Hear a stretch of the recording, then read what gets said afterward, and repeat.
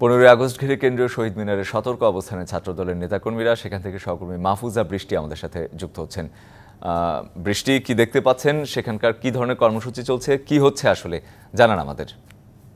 আপনি দেখতে পাচ্ছেন যে এখানে বাংলাদেশ জাতীয়তাবাদী ছাত্রদল কিন্তু বিগত 15 থেকে 16 বছর পরে শহীদ মিনারে কিন্তু অবস্থান কর্মসূচি পালন করতে পারছে, এমনটা কিন্তু সাধারণ মানুষরা বলছেন।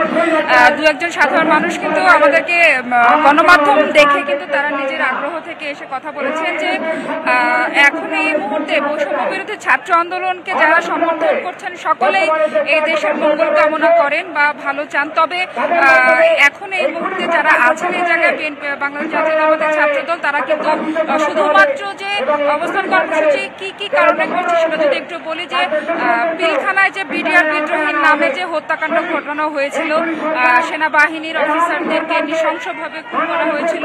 বিশ্বমানের থার্মিক্স রড, সালাম স্টিল থার্মিক্স, দেশের একমাত্র থার্মিক্স রড।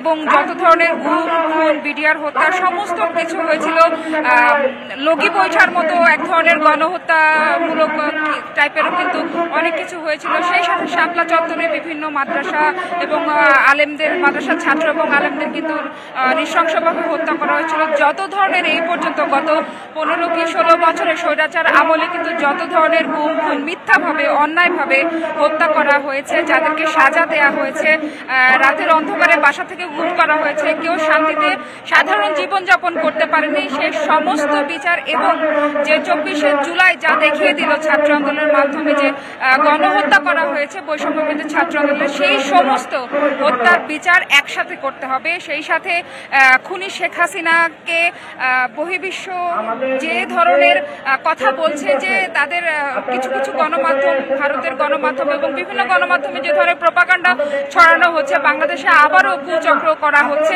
গণহত্যার মতো, এ ধরনের আশঙ্কা থেকেই কিন্তু আজকে যে দিনটা 15 আগস্টকে ঘিরে যে আনুষ্ঠানিকতা ছিল, সেই সমস্ত যেন কোনো রকমের কোনো বিশৃঙ্খলা না হয়, সেই জায়গা থেকে কিন্তু সতর্ক অবস্থানেই এখানে বাংলাদেশ জাতীয়তাবাদী ছাত্রদল রয়েছে। এছাড়া কিন্তু এখানে ছাত্ররা রয়েছে, বিভিন্ন স্কুল কলেজ শিক্ষা প্রতিষ্ঠানের কিন্তু ছাত্ররা এখানে একাত্মতা প্রকাশ করে কিন্তু তারা আজকে রাজধানীর বিভিন্ন রাজপথে শহীদ মিনারের মতো কিন্তু অবস্থান কর্মসূচি করছে। আপনি দেখতেই পাচ্ছেন যে একের পর এক কিন্তু চতুর্দিক থেকে মিছিল নিয়ে দলগতভাবে তারা এখানে আসছেন এবং আজকে সারাদিন বলে থাকবে বলেও কিন্তু এমনটা বলছেন। এই ছিল আমার কাছে। বৃষ্টি, আপনাকে ধন্যবাদ।